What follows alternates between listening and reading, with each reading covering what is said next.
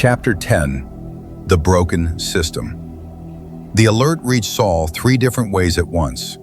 On Argus Station, 3 decks below Morgan Hale's office, a strip of crimson text slid across a secure operations display. No alarm tone, no flashing border. Just information, delivered the way professionals preferred it. Probable purge vector shift target. Vera system estimated arrival window. 36 to 48 standard hours. On the council capital, in Saren Talik's private study, the same data appeared in the lower corner of his desk display. This version carried an additional tag, one he had never seen before.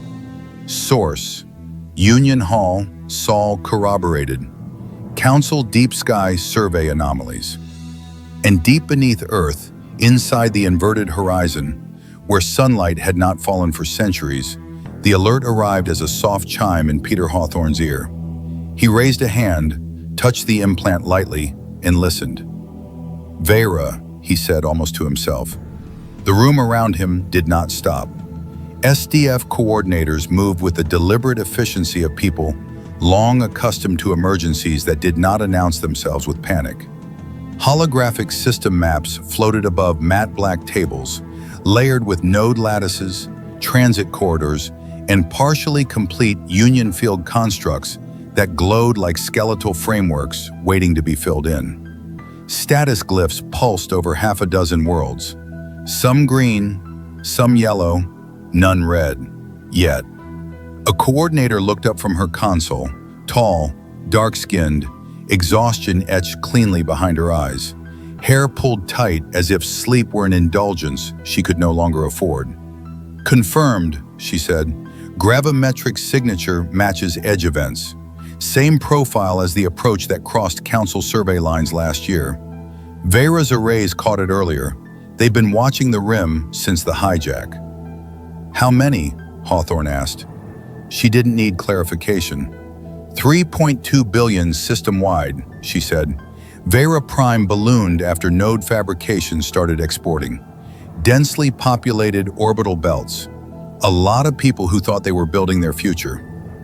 "And extraction?" Hawthorne asked.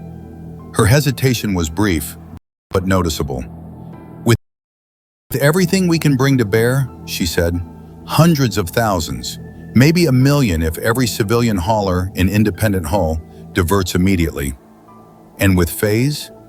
She shook her head. "Thousands, tens of thousands at best. Phase is a scalpel, not a freight line. We can pull out medical cases, command staff, critical specialists. That's it." Hawthorne nodded once. "Show me the system." The nearest holotable bloomed open.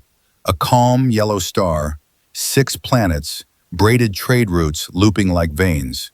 Orbital habitats and industrial platforms marked in pale blue. Scattered among them, half-built Union nodes glowing faintly, unfinished. "Council presence?" he asked. "Light," the coordinator said. "On paper. Customs docks, a patrol strip." She layered in another projection. "But there's movement. 2 jumps out. Council captains watching the same anomaly data. Some are spinning up without orders." Hawthorne allowed himself a breath. "Then it started," he said. He straightened. "Route phase corridors to Soulgate 3 and Argus Overflow. Push Vera to the top of Union Hall priority feeds. No editorializing. Facts only. Time window, population estimates, projected loss curves." She nodded, already relaying it. "Node builders, transport pilots, anybody with mass and a functioning drive. They get the data raw, let them decide." Hawthorne stepped back from the table. There was no illusion here, no fantasy of saving everyone. There never had been. He touched the implant again. "Patch me to Talik." The counselor's study resolved in his vision. Same desk, same banners, same man. Older now than he had been an hour ago. Lines dimmed by exhaustion and something closer to dread. Talik didn't bother hiding the alert. "Vera," he said, "confirmed." "It is," Hawthorne replied. "We're moving what we can. SDF will phase out critical populations and advisors. The rest ride hulls. Your patrol routes are closer than most. Talik's opaline markings brightened, then dimmed again. You are asking for council assistance. I'm describing reality, Hawthorne said evenly. What you do with it remains your choice. Talik's gaze flicked to another window, already open. Union Hall, scrolling, filling. There will be resistance, Talik said. Protocols, jurisdiction, captains who will hesitate. While they debate, Hawthorne said, Vera dies.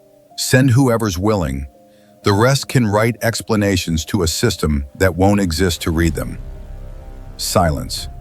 Then Talik nodded once. Very well, he said carefully. I will encourage initiative.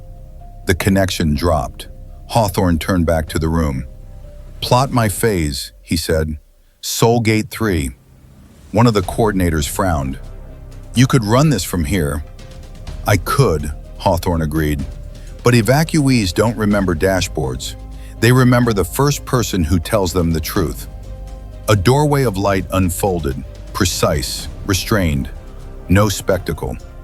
Hawthorne adjusted the pin on his lapel by a fraction of a degree and stepped through. Soulgate 3 had never been intended to be memorable. It was modular stacked on modular. A functional lattice of cylinders and radial arms welded around a central spine, built quickly, cheaply, and without ceremony once humanity understood it might need more places for people than Earth could ever hold. It had stable gravity, clean air, passable coffee. In emergencies, that made it priceless. Hawthorne emerged into a private phase reception chamber that smelled of disinfectant and old upholstery. 2 SDF officers snapped to attention. Mr. President, report. Advisory teams phased in at 2 hubs and 1 outer settlement, one said. Local governance is fragmented, some cooperating, some arguing about priority, some insisting this must be a drill. And capacity? She didn't flinch. Best case, we extract a slice, 20% if everyone runs at once. Without council participation, significantly less. Hawthorne nodded. We take the slice, he said, and we make sure the galaxy sees who was standing in it. He turned toward the arrival decks. Prep the bays, he said quietly. Vera's about to find out who remembers what the council was for. The station began to move. Not fast enough, but moving.